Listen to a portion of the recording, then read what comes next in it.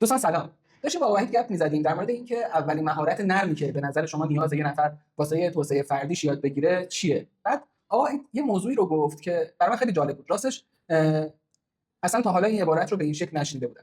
واسه همین خواهش می‌کنم خودشون مدیریت توجه رو که به عنوان موضوع ویدیو امشبمون هست تعریف بکنن و در موردش با هم صحبت بکنن.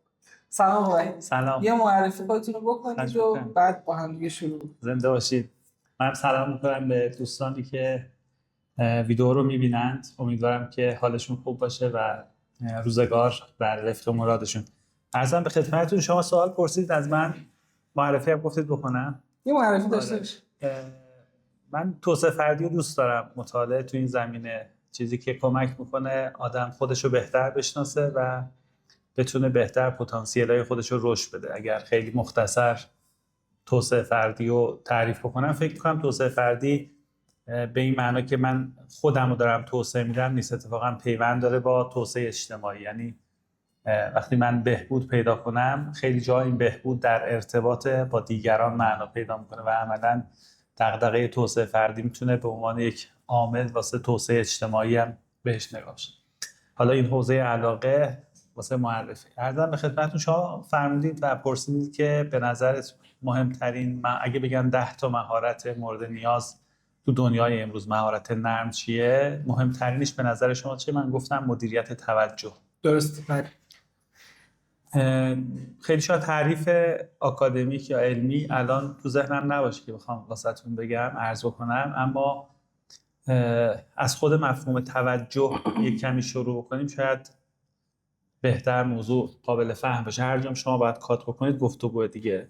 نه اوکی. آره، بحث رو در واقع خودتون میتونید مدیریت. من اول بگم یه دوراهی تو ذهنم شکل گرفت. آیا من دارم توجه دیگران رو به سمت خودم مدیریت میکنم، منظور اینه، یا من توجه خودم رو مدیریت بکنم که به چه سمتی باشه؟ یعنی اولین چیزی که تو ذهنم قرار گرفت این دوراهی. آره. نه، اینجا چیزی که ما میگیم به عنوان مدیریت توجه ذیل اون بحث توسعه فردی، یعنی اینکه من توجه خودم رو چجوری بهتر مدیریت بکنم. حالا اصلا می‌خواستم از همین شروع بکنم. چرا اصلا توجه؟ ما میگیم کمیاب ترین گوهر ارزشمند دنیای امروز توجه. خب این دوراهی اینجا معنا پیدا میکنه. من موظفم که این کمیاب ترین و نایاب ترین گوهر، ویژگی، پتانسیلی که دارم رو به دقت مراقبت ازش بکنم. و دقیقاً چرا کمیاب ترینه؟ چون همه بهش طمع کردن. همه رسانه ها، همه آدمای دیگه، همه فروشنده ها، همه حاکمین و اهالی سیاست، همه در پی اون گوهر کمیاب منن و اون مقدارش محدوده. خب وقتی که اون دوراهی شما از اون طرف همه میخوان توجه منو مدیریت بکنن، پس من باید توجه خودم رو به درستی مدیریت بکنم که به کی بدمش، این توجه صرف کی و چی بکنم. توجه اینجا معنی متمرکز بودن یا تمرکزم رو چی باشه میشه؟ یعنی به سمت دیپ ورک داریم مثلا حرکت میکنیم یا به سمت میتونه نتیجهش دیپ ورک باشه. آره، یعنی یکی از لوازم این که من بتونم کار عمیق بکنم اینه که مدیریت توجه بکنم و ذیل اون متمرکز بر یک کار باشم. اگه بخوایم مثلا تصویری بگیم، شما توجه رو یه دایره بزرگتر در نظر بگیرید که تمرکز یه دایره کوچکتر در دل توجه. مدیریت توجه ماندن تو جاده است و مدیریت تمرکز تو اون جاده روی یه سوژه یا موضوع خاص، در واقع شما به مدت طولانی تری در واقع توقف کردن، تمرکز کردن. پس یه مفهومی ذیلش کرد مدیریت توجه، بهش بپردازیم. نمیدونم میخواید با سوال بریم جلو دیگه؟ سوال بعدی این بود که راستش گفتید گرانبهاترین چیز امروز توجهه. خب ما همیشه یاد گرفتیم که زمان گرانترین چیزی که داریم و یه چیز بی بازگشت از دست بدی دیگه نمیتونی داشته باشی، یه مرتبه است. امروز گفتیم توجه گرانترینه. آیا اینجا داریم یه مقایسه میکنیم؟ یعنی داریم مثلا میگیم مدیریت توجه از مدیریت زمانم بالاتره یا توجه از زمان گرونتره؟ من یه سوال بکنم از شما. شما مدیرید، چون میدونم یه سری آدم زیر مجموعه شما دارن کار میکنن. شما برای اینکه مطمئن بشه اون آدما واسه اون هدفی که شما داری مدیریت میکنی که محقق بشه، در واقع اون کار لازم رو انجام میدن، چجوری کنترلشون میکنی؟ از یه ساعتی تا یه ساعت خاصی میگی تو مجموعه شما باشن، درسته؟ این ابتدایی ترین راه دیگه. خب چه کار دیگه میتونی بکنی؟ چجوری دیگه میتونی در واقع این رو رصد بکنی؟ داشتم یه کتاب جالبی میخوندم به نام نجات از تله تولید. این چند روز هم خیلی در موردش گپ زدم و یه چیزایی نوشتم. بعد یکی از اصول این که از تله تولید خارج بشی، یعنی که بیفتی تو تولید قطعات مختلفی که ممکنه بیفایده باشه، این بود که بیای و ارزیابی عملکرد سازمان تو بهینه بکنی. اون وقت معنی که اینجا توضیح میدادیم اون که به جای اینکه تو بر اساس زمان اندازه گیری کنی، مثلا که اضافه کار وایساده بیشتر بدی، نمیدونم که تایم بیشتری گذاشته فلان، یا اینکه حتی بیای بر اساس تعداد تسک که انجام شده اون ارزیابی رو انجام بدی، بهتره که بری به سمت اینکه کیفیت انجام کار چقدر بوده و یه مقداری در راستای اون هدف و استراتژیت ببینید چقدر طرف خوب حرکت کرده. الان چیزی که به ذهنم میرسه واسه این که ارزیابی عملکرد چجوری میتونه باشه توی سازمان، کیفیت خروجی. یعنی دارم فکر میکنم که اگه بتونیم با یه راهی کار بکنیم آدما مفیدتر کار بکنن، بهینه‌تر کار بکنن و کیفیتش بره بالاتر، خب این قطعا ارزشمنده. بسیار فکر می‌کنم آره اتفاقا بحث قشنگی مطرح کردید، ولی واقعیت اینه که الان تنها ابزاری که وجود داره اینه که شما مدت زمان بودن یه آدم تو محل کار رو میتونی کنترل بکنی. خب و مدیریت زمان بر اساس همین شاید مفهوم حالا به نگاه سازمانی شکل گرفته که ما فکر می‌کنیم اگر مثلا شما با دوربین داری کنترل میکنی همکاراتو، میبینی که پشت سیستمش نشسته، گوشی هم در واقع پیشش نیست که حالا بگیم با گوشی داره صحبت میکنه، حتی اون نرم افزار مورد نظرم رو سیستمش بازه. خب دو نفرن شاید کار شبیه هم، دوتا یه نرم افزار مشخص، هر دو پشت سیستمن. آیا این مدت زمان 1 ساعت هر دو دارن صرف میکنن، اما آیا حالا همون خروجی که شما گفتید، حالا ممکنه این خروجی به علل مختلف ربط داشته باشه، ولی صرف این که این دوتا 1 ساعت هر دو هم دارن مشغول کار انجام میدن، کد میزنن یا یه کاری انجام میدن، آیا به معنای اینه که اینا دوتا به اندازه هم کار کردن؟ آیا اون لحظه‌ای که من دارم کد میزنم، همکار کنار دستیم هم داره کد میزنه، من تو ذهنم دارم خطوط رو میبینم، کد رو میبینم، دارم اون کار رو انجام میدم، ولی بخشی از توجه من معطوف به اتفاقیه که قبل کار واسم افتاده اومدم اینجا و او همکارم نه، مثلا من ممکنه با 50% پتانسیل ذهنیم، تمرکز و توجه ذهنیم دارم کار میکنم، اون با 80% داره کار میکنه. ولی سیستم چی رو میبینه؟ مدت زمانی که ما اینجا هستیم. من اینو چجوری میتونم رصد بکنم؟ این حالت رفت سخته. این رفت تو دوراهی دوم که من چجوری مدیریت دیگران رو، مدیریت توجه دیگران کنترل کنم. اینو نمیخواستم بگم، میخواستم با این مثال بگم اون قصه ای که شما بین مدیریت زمان و توجه، مدیریت توجه مقایسه کردید که آیا زمان ارزشمندترین دارایی ماست یا توجه. بگم که شاید یه روزی زمان ارزشمندترین بود، ما اسم کردیم پول از دست رفته رو میشه بازیابی کرد، ولی زمان از دست رفته رو نمیشه. درست. امروز دیگه اون زمانه شاید اون گوهر ارزشمنده نیست. در واقع با زمان اینجا در واقع میگیم زمان با کیفیت، اساره زمان میشه. آره اون زمان با کیفیت چیه؟ یعنی زمانی که شما با توجه بیشتری صرف کردید.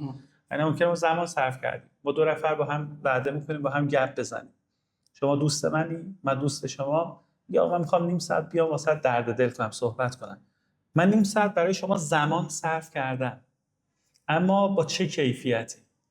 آیا تو این نیم ساعت تمام حواس من پیش شما بود، یا که دغدغه چک فردام هم داشتم، به اتفاقی که نیم ساعت قبلم واسم افتاده دارم فکر میکنم و بخشی از زمانم رو به شما اختصاص، بخشی از توجهم، زمانم پیش شماست ولی همه توجه هم مال شماست.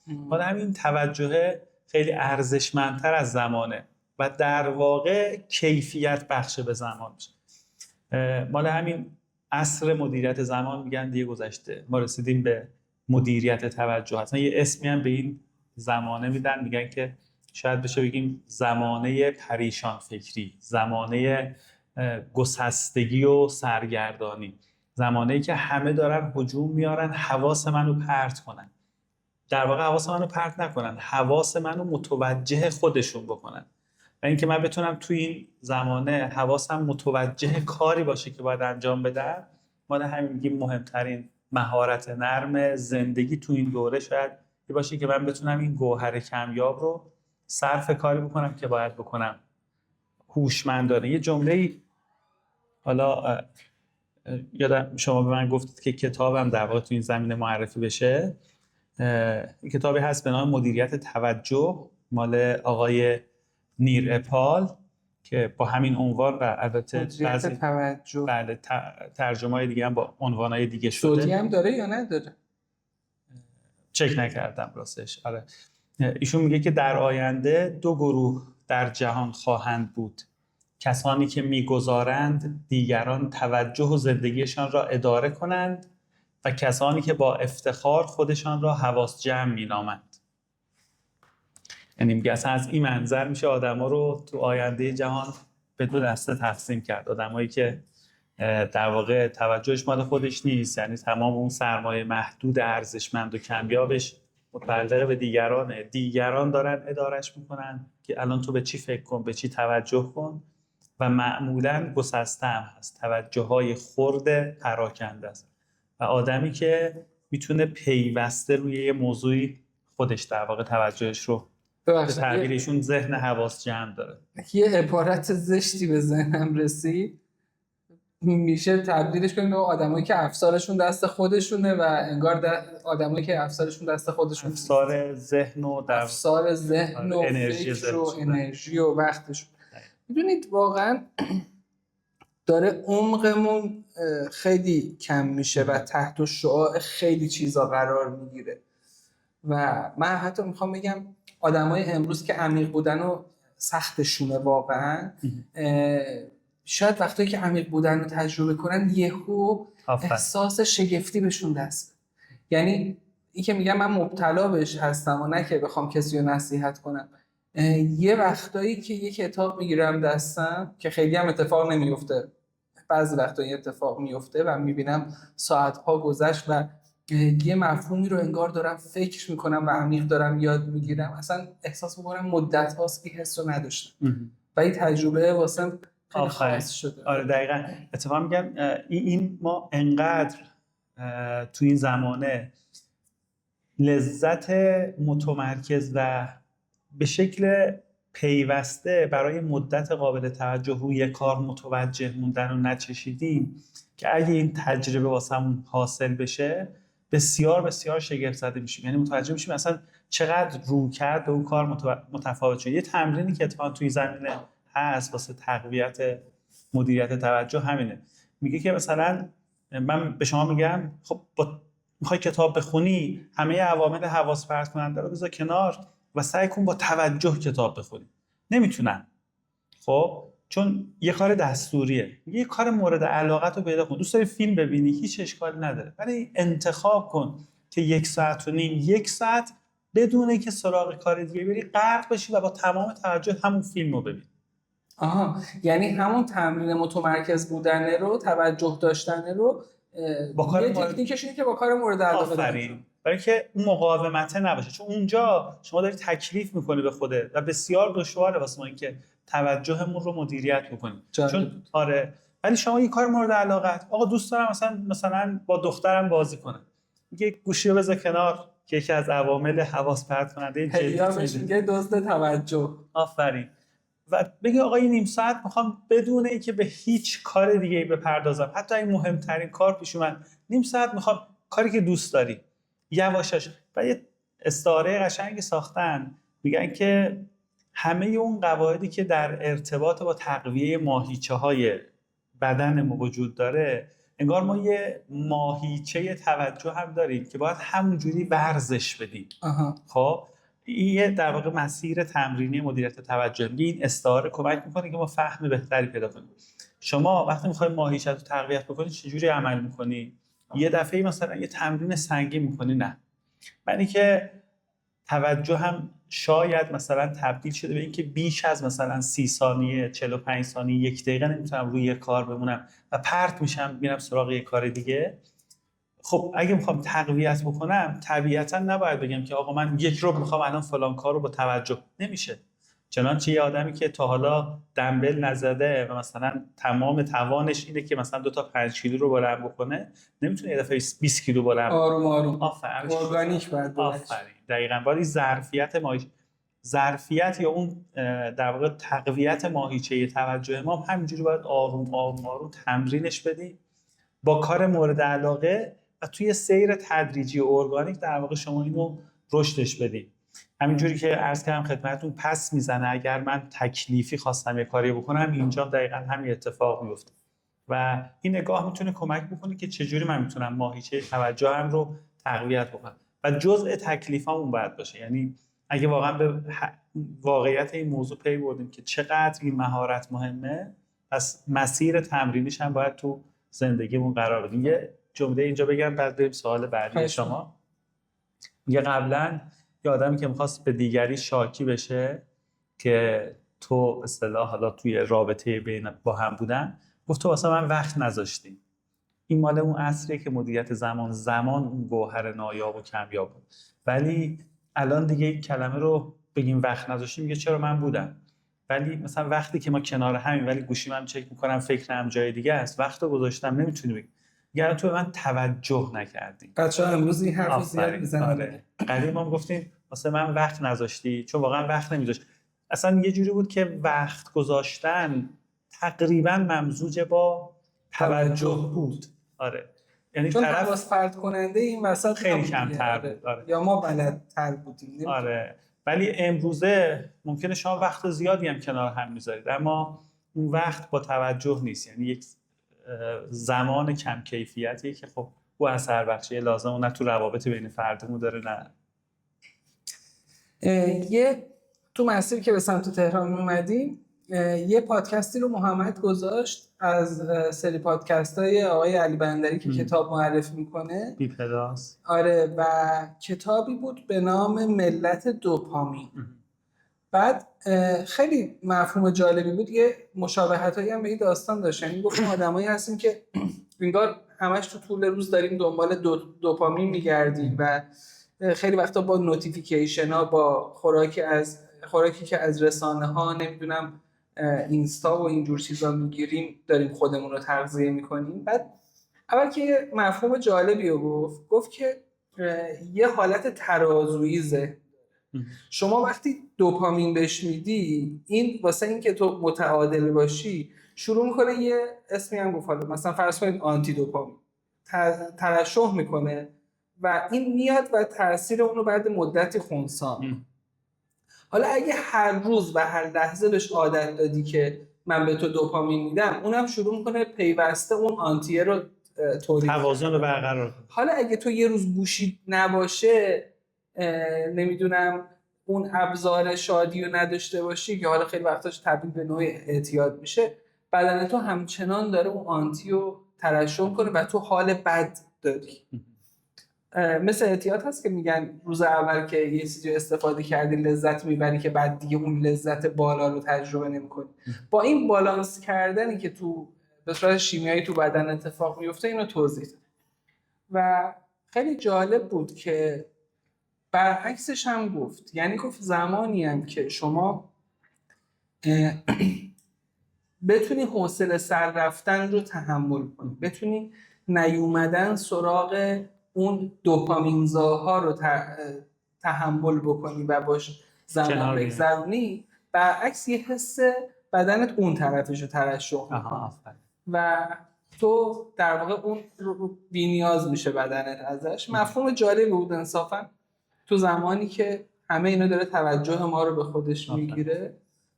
فکر می‌کنم یه همراستایی نزدیکی به این داستانش. حالا این قصه الان اون دوراهی شما رو برگردیم، واقعیت اینه که یه مفهوم به نام اقتصاد توجه الان مورد توجه قرار گرفته یا متولد شده. اقتصاد توجه. آره. ببین اقتصاد همیشه سراغ چیا میره؟ سراغ یعنی اقتصادی ترین چیزا یا ارزشمند ترین چیزا چی هن؟ اون که ما یه تقاضایی داریم، یه عرضه، هرچی اون عرضه نسبتش کمتر باشه نسبت به تقاضا میشه گرانبهاتر.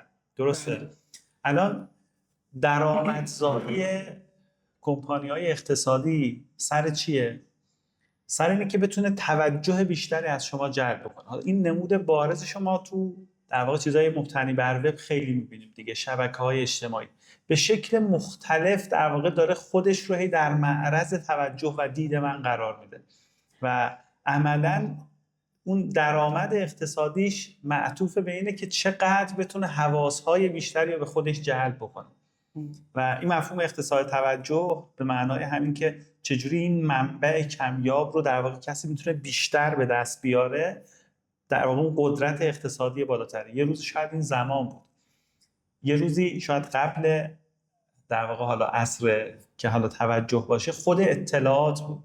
یعنی شما هرچی میتونستی اطلاعات بیشتری رو در اختیار قرار بگیری انگار قدرت بالاتری داشت. ولی الان با اون سرریز اطلاعات که اتفاق افتاده، انفجار اطلاعات، اصطلاحی مختلف که میگن، دیگه اطلاعات اون کالای استراتژیک برای برتری و قدرت نیست. اطلاعات رو شما دارید، چقدر میتونی حواس‌ها رو متوجه اون آگاهی، اطلاعات یا اون چیزی که تو میخوای بکنی، اون نگاهی که تو دوست داری دیگران داشته باشن، اون آگاهی که دوست داره یه شخص نسبت به برندش پیدا کنه که خرید بیشتری بکنه یا بتونه در واقع مشتری پایدارتری واسه برندش باشه. مال این و حالا جای مختلف اون الزاما فروش مستقیم اقتصادی شاید نباشه، شاید یه جایی اون جنس باور من کالای مورد علاقه یه طبقه است، یه گروه، یه فروشنده به معنای کسی که تبادل صرف اقتصادی نمیکنه، یه سیاستمدار که توجه‌های ما رو نیاز داشته به خودش، یه رسانه نیاز داره به توجه ما، کمپانی‌های اقتصادی نیاز دارن. کوچه و بازارشاهی ما سرشار در واقع پیامایی که دارن دائما توجه ما رو در واقع به خودشون جلب میکنن. پس خیلی مفهوم اقتصاد توجه که از حوزه رسانه‌های دیجیتال بیشتر پررنگ شد و تو فضای مدیریت توجه مطرح شد، ولی الان یه مفهوم خیلی گسترده است که خب به نظرم اینم بد نیست بهش توجه کنیم. حالا من چون حوزه تخصصی در واقع تو این زمینه کار نکردم، شاید بهتر باشه دوستان همین کلیدواژه رو داشته باشن و در موردش دقیق‌تر مطالعه کنن. به نظرم مفهوم قشنگی که خیلی هوشیاری به ما تو ضرورت مدیریت توجه خیلی جذاب بود. من اصلا میگم از اینکه یه واژه جدید شنیدم، کلا به حوزه سافت اسکیلز علاقه‌مندم. نمیگم من هنری دارم و دوستم یاد بگیرم، ولی اینکه یه واژه جدیدی به عنوان رنگ اول مهارت‌های مورد نظرتون گفتید واسم جذاب. خب آقا وحید، بریم یکم چند تا توصیه داشته باشیم اگر امکانش هست. مثلا اینکه شما خودت واسه مدیریت توجه چیکار می‌کنی؟ من یه تکنیکی یه جای آشنا شدم، خیلی واسم جالب بود. یکی دو تاشو که گفتم خدمتتون ضمن صحبت‌ها، همین که من برای تقویت مدیریت توجه هم با کارهای مورد علاقه اینو تمرین بکنم. چون ببینید مثلا واقعا همین که مثلا من خیلی وقتا میگم من دوست دارم مثلا تو خلوتم تنها مثلا به یه موضوعی بتونم فکر بکنم، یا دوست دارم مثلا تو طبیعت قدم بزنم، یا دوست دارم مثلا نمیدونم فلان کنم. ممکنه به من بگی توی گفتگوی علمی یا مثلا گوش دادن یه سخنرانی با تمرکز و توجه بشین، ممکنه من ظرفیتم مثلا نباشه چون مورد ضرورت زندگیم هست ولی علاقه‌ام نیست. اونجا سخت میتونم این کارو انجام بدم. پیدا کنم کجاها علاقمه، اونجاها یواش یواش با همون سیر تدریجی تمرکز و توجه داشتن و موندن رو در واقع تمرین بکنم. یه تکنیک دیگه که کمک میکنه در مقابل چیزهایی که توجه منو به خودش جلب میکنه و من نمیخوام، من دوست دارم الان مثلا مطالعه بکنم و هی گوشیم وسوسه میکنه که آقا مثلا فلان پستی که گذاشتی یه سر بزن ببین کامنت جدیدی زیرش اومده یا نیومده. تکنیک اسمش میگن تکنیک 10 دقیقه. میگه که شما وقتی این وسوسه میشه باش مقابله نکن، نگو نمیکنم، چون وسوسه رهات نمیکنه، ولی بهش بگو که من الان این کارو میکنم 10 دقیقه دیگه به تأخیر بندازش. آره با تأخیر 10 دقیقه. میگه معمولا اتفاق اینجوری میفته که شما وقتی 10 دقیقه عقب انداختی اون سطح در واقع تمایل به اون کاری که در واقع داره توجه تو رو میخواد پرت بکنه به یه کار دیگه، اون کاهش پیدا میکنه. و شما می‌بینید که به اون کار ادامه داد. و ممکنه 1-2 تا 10 دقیقه تمدیدش کنید. تمدید بشه دیگه. آره دیگه اون تمایل میاد پایین، چون در لحظه حالا معمولا با یه نشانه اون تمایل در شما زنده میشه که یکی شاید همون قصه دوپامینه باشه، یعنی اون عادت به این الان انگار سطح دوپامینم اومده پایین، نیاز دارم اون کارو انجام بدم چون اعتیاد دوپامینش رو نیاز داره، میره سراغ. این تکنیک خیلی میتونه در واقع کمک کننده باشه. یه سری تکنیک‌های دیگه هست حالا واسه مثلا افزایش تمرکز، برای که حالا ولو حتی تمرکزهای لحظه‌ای به عنوان یکی از زیر مجموعه‌های توجه شمارش معکوسه. خب آره تکنیک خیلی قشنگیه. ببینید یه شعر قشنگی حافظ داره میگه که حالا یادم بیاد یه لحظه از ذهنم رفت، حالا صحبت می‌کنیم به اصطلاح امیدوارم یادم بیاد خدمتتون بگم. شاید به همین موضوع در واقع پرداخته ایشون و همین مفهوم رو حالا به زبان خودش، شاید این ادبیات اون زمان نبوده، حالا شاید این یه نوع ارتباط دادن بین ماست، ولی ذهن ماست بین دو تا موضوع، ولی میتونه قشنگ باشه. شما ببین تو کاری که روتین معمول ذهن شماست، مسیر عصبیش ساخته شده، نیاز به توجه و تمرکز خاصی ندارید، به طور عادی در واقع انجامش میدید. خب مثلا به شما بگم از 1 تا 100 شروع کن بشمار، شما شروع میکنی شمردن، بینش میتونی به چیزای دیگه فکر بکنی چون این مسیر عصبی ساخته شده. ولی اگر من به شما بگم از 100 شروع کن برعکس شمردن، شمارش معکوس، شما نمیتونی همزمان به چیز دیگه ای فکر بکنی، مجبوری توجهت رو متمرکز روی این شمارش نگه داری. درسته؟ این شمارش معکوس خیلی کمک میکنه. یه تمرین مثل اون دمبل زدن، شما الان مثلا از 100 یکی شروع کن، یه کمی قوی تر شده دیگه این مسیرش ساخته شد، 2 تا کن، بعد 3 تا، بعد عدد رو ببر بالاتر، بگو از 150، از 200، از 300. خب به مرور شروع کنید تمرین انجام دادن. بعد می‌بینی که مثلا 5 دقیقه، 6 دقیقه، 7 دقیقه، 10 دقیقه تونستی متمرکز بمونی. چرا؟ چون ذهنت نمیتونه بره جای دیگه. چون اتفاقا من روی یه تجربه جالب دارم، میگن شبا ستاره رو بشمار خوابت ببر. من شبا خوابم نبره شروع میکنم یه همچین عددی بشمارم یه نفسامو، خب بعد واقعا دیگه ذهنم نمیتونه بره جای دیگه فکر کنه، قشنگ خوابم دقیقاً. مثلا همین بدخواب شدنه که خیلی شکایت ازی دارن، یکی از علتاش حالا در واقع نمیخوایم تک عاملی تحلیل بکنیم، همینه که ما نمیتونیم متمرکز بشیم بر تصمیم خوابیدن، متوجه کامل باشیم روی این موضوع. شما اگه با یه تکنیکی توجه تو از بقیه عوامل در واقع منصرف کردی و اومدی سراغ به خواب متمرکز نیستی ولی روی کار متوجه شدی، اون سیستم طبیعی در واقع خواب آلودگی خودش کار خودش رو میکنه و خوابت میبره. و تو این خیلی اونجا یکی از تکنیکایی که اونجا کاربرد داره. حالا واسه بیدار شدن هم اتفاقا این کار میکنه. مثلا صبح که بیدار میشیم هنوز لود نشدیم، بالا نیومده ذهنمون، میگه یه شمارش معکوس دوباره انگار توجه و تمرکز رو میاره بالا، قدرت در واقعی که خب حالا پاشم این کارو بکنم، مثلا شروع کنم. آره یعنی هم واسه خوابیدن هم واسه بیدار شدن میتونه خیلی کمک کننده باشه. حالا این تکنیک هم اون شعرم یادم اومد، میگه که از خلاف آمد عادت به طلب کام، که من کسب جمعیت از آن زلف پریشان کردم. این بازی مثلا زلف پریشان، بعد میگه از پریشانی کسب جمعیت کردم، کسب وحدت کردم، کسب در واقع رها شدن از پریشانی کردم. از چه مسیری؟ که از خلاف آمد عادت به طلب. این وقتی که شما طبق عادت عمل می‌کنی نیاز به توجه نداری. خب شما مثلا یه کار روتینی که همیشه انجام دادی، مثلا وقتی بگی مثلا حینش داره 1000 کار دیگه انجام، موقع رانندگی میتونی فکر هر چیزی. آره مثلا رانندگی معمول، نه این رانندگی که در واقع چالش های رفتی تو آفرین. اون لحظه میتونی همزمان مثلا رادیو هم گوش بدی، با کنار دستم صحبت بکنی. ولی حتی خانم‌ها میتونن همیشه اینم حالا نکته بعدی من یه توضیح در موردش بدم. یه باور غلط غیر علمیه که میتونن چند تا کار همزمان، من با اجازهتون من بعدش یه توضیح بدم.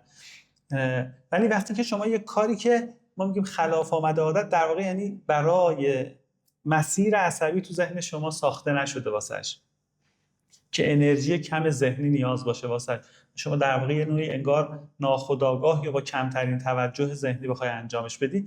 یکی از تمرینایی که کمک میکنه توجه ما در واقع معطوف بشه و سطحش بیاد بالاتر. حالا یه جایی حتی مثلا جزء تمرینای مدیریت توجه از یه بزرگواری شنیدم، خیلی قشنگ بود. گفت آقا تصمیم بگیر 5 دقیقه رو صندلی بشینی و هیچ کار نکنی. نمیتونی. یعنی واسه آدمی که در واقع دائم هی ذهنش پرت میگه حالا فلان کارو کن، نباید گوشی چک کنی، نباید، میگه 5 دقیقه میخوام بشینم که نشسته باشم. خب یعنی خودش یه تمرین اینه که من بتونم مدیریت کنم که نرم سراغ کار دیگه ای و این خودش خب خیلی میتونه کمک کنه. اون نکته که عرض کردم خدمتتون در مورد خانوما، در مورد این تصور غلط که خانم میتونن همزمان چند کار بکنن، اتفاقا یکی از مباحث ذیل مدیریت توجهه، اینکه آیا ذهن آدم میتونه همزمان موازی کاری بکنه، دو تا کار رو با هم انجام بده. در واقع ذهن ما مولتی تاسکینگه، یعنی میتونه 2 تا 3 تا مثلا چند تا تاسک رو همزمان با هم دیگه انجام بده. باور عمومی معمولا اینه میگن آقایون نمیتونن ولی خانوما میتونن. اما واقعیت اینه که هیچ کسی، نوع انسان اصلا ذهنش برای انجام چند کار همزمان طراحی نشد. ذهن ما برای انجام یک کار در آن واحد طراحی شده. یعنی ما مونوتاسک، یک کار میتونی شما انجام بدی، توجه کنی بهش، توجه خودآگاه. قصه عادت که گفتم، مثلا یه کاری که روتین شده واسه شما، روالش در واقع تو سیستم عصبی تعبیه شده، او دیگه داره به شکل اتوماتیک انجام میشه، اونو نمیگیم. آره همزمان با اون میتونی شاید یه کاری، چون ذهن خودآگاه رو نیاز نداره، توجه مربوط به ذهن خودآگاه. ولی 2 تا کاری که همزمان به توجه نیاز داره، ذهن خودآگاه باید پردازش بکنه، نمیتونه ذهن انجام بده با هم. چه خانم چه آقا. چه اتفاقی میفته؟ ما مثل کاری که در واقع تو سیستم انجام میدیم، چند تا پرونده رو باز میکنیم تو ذهنمون، چند تا در واقع کار رو بهش باز میکنیم، پرونده باز که بهش توجه کنیم. ذهن ما شیفت میکنه بین این پرونده ها. سرعت این شیفت این خطای ذهنی رو ایجاد میکنه که من همزمان دارم کار میکنم، اما در واقع شما داری به این کار توجه میکنی، شیفت میکنی سریع، اونم بهش توجه میکنی، یه عالمه خورده توجه سریع صرف میکنی، ولی تصور ذهنیته که داری شما چند تا کار رو همزمان میکنی. میگن مدت زمان صرف شده علی‌رغم که من فکر میکنم همزمانه، زمان بیشتریه، مقدار کیفیت توجه هم به شدت بین 20 تا 80% میگن پایین‌تره وقتی هی بخوای سویچ کنی. دقیقاً. و میگن چون ذهن ما واسه طراحی نشده. خب خانوما تو این سویچینگ سریع قوی‌تر از ماند، نه اینکه اونا میتونن چند تا کار رو با هم دیگه. میگن به شدت هم آسیب زننده است. یعنی اگر سبک زندگی ما سبک زندگیه که شما همزمان باید به چند تا کار توجه کنید تو بلند مدت، به شدت آسیب میزنیم به در واقع توانمندی ذهنمون. یعنی باید سبک زندگیمون رو به گونه‌ای بکنیم که در هر لحظه یک کار بیشتر نخواهیم بکنیم، مگر مجبور باشیم، که ما یه مفهوم داریم به نام توجه تقسیم شده. خب یه جای مجبوری، شما تو رانندگی مجبوری بخشی از توجهت معطوف به جلو باشه، بخشی از توجهت مبتنی بر شنیدن باشه. صدای بچه‌ای اومد که داره میره رو خیابون، یا بوق ماشین پشت سری، یا یه صدای موتوری میشنوی که از فرعی داره وارد اصلی میشه. بخشی از توجهت به پشت سرته، بخشی از توجهت به اون وسایل ابزاری مثلا دندست، گاز، کلاج. اینجا ما مجبورم توجه تقسیم شده داشته باشم. اینا باید حداقل‌های که یه جای ضروری تو زندگیه و توجه همو تقسیم بکنم. ولی اون چیزی که باید رویه معمول زندگی ما باشه، توجه متمرکزه، که شما روی کار توجهت رو متمرکز بکنی، نیاز به پخش کردن، چون اون شکل انگار خلاف اون طبیعت طراحی شده ذهن و روان ما داریم رفتار میکنیم. تو بلند مدت فرسایش ذهنی ایجاد اون عضله رو بدبختش میکنه، بیچاره میکنه. آره فرسایش ذهنی ایجاد میکنه. پس این هم یه نکته مهمه که دونستن شاید کمک بکنه که ضرورت این قصه رو و یه بازخوانی بکنیم، زندگی اون چه سبکی داره پیش میره، باید به چه شکلی در واقع مدیریتش بکنیم. گفتید قانون 10 دقیقه، یادم سالها پیش یه قانون 5 دقیقه هم شما به ما یاد دادید، واسه وقتی که یه کاری که باید انجام بدی نمیرفتی سراغش، و من اینم خیلی کمکم کرده. یعنی یه وقتایی واقعا مثلا باید یه چیزی رو، معمولا اون چیزایی هم که نیاز به فکر و خلاقیت و تمرکز بالا داره نمیرم سراغش، بعد میگم آقا 5 دقیقه وقت میذارم ببینم چی، و میرم یهو 2 ساعت توشم مثلا اتفاقا ارتباطم آدم برقرار میکنه با اونو یادتون باشه توضیحش من خاطرتون هست، اون سر دوباره یکی از ویژگی‌های مغز ماست که میگن مغز ما به شدت اقتصادیه، به شدت ممسک در صرف انرژی. خب و تمایلش اینه که از میانبرهای ذهنی استفاده بکنه، با حداقل انرژی کارو پیش ببره. هرچه از مسیرهای تکراری عادتواری که نیاز به توجه ذهنی و انرژی نداره بتونی استفاده کنی، ذهن اینو ترجمه میکنه به اینکه کار مطلوب من اینه. ذهن میگن طراحی شده واسه بقا و هر چیزی که نیاز به فکر داره، یعنی نیاز به صرف انرژی بیشتری داره، ذهن ازش فراریه. هر چی که توجه بخواد ذهن انگار دوست نداره. خب توجه در واقع اون چیزی که حالا اون بخشی که مثلا بخش انسانی تر ماست، حالا شنیدی تعبیر مغز خزنده و مغز نمیدونم چی اینا تعابیری که در واقع استفاده میکنن، اون مغز انسانی ما که نیاز به اون فعل در واقع کارها کنشگری انسانی ماست، نیاز به توجه، ولی مغز اینو تهدید بقا، چون صرف انرژی میخواد، خوشایند مغز نیست. اون 5 دقیقه واسه غلبه بینه که حالا به نوعی شاید ارتباط به همین موضوع توجهمون هم به صدا داشته باشه. یه تکنیک دیگه هم بگم ادامه بس زمانمون رو باید مدیریت کنیم، چون فکر کنم که از تو کافه کم کم بیرون. خب هر زمان میدونید مثلا یه تکنیک، آره حالا فقط میگم دوستان خودشون مطالعه بکنن. تکنیک پومودورو هم یه تکنیک واسه مدیریت توجه و تمرکز، اون تکنیک 25 دقیقه پومودورو میخوای خلاصه بشه اشاره اینی که میگه که شما یه کار انتخاب کن و 25 دقیقه، البته گفتم عضله توجه و تمرکز رو که تقویت کردی، این میتونه من میخوام درس بخونم یه تایمری بزنم بگم آقا 25 دقیقه من میخوام مطالعه بکنم، توی 25 دقیقه همه عوامل حواس پرت کننده‌ای که ممکنه من رو جدا بکنه بذارم کنار و با تمام توجه هم اون کار رو انجام بدم. بعد 25 دقیقه 2-3 دقیقه فرصت حواس پرتی به خودم بدم. آره حالا ما میگیم استراحت، ولی در واقع پاداش بدم. آره رهاش کنم که بزنم دوباره 25 دقیقه بعد 2 تا 3 عضله رو داری تمرین. آره بعد 2 تا 3 تا به شدت کیفیت کارو میبره بالا، یعنی اون زمان صرف شده با کیفیت رو در واقع ایجاد میکنه. حالا در موردش دقیق‌تر چون یه سری قواعد داره الان مختصر شاید من میخوام اول که تشکر کنم این شب وقت گذاشتی، دست درد نکنه. ببخشید حالا پراکنده هم صحبت شد اصلا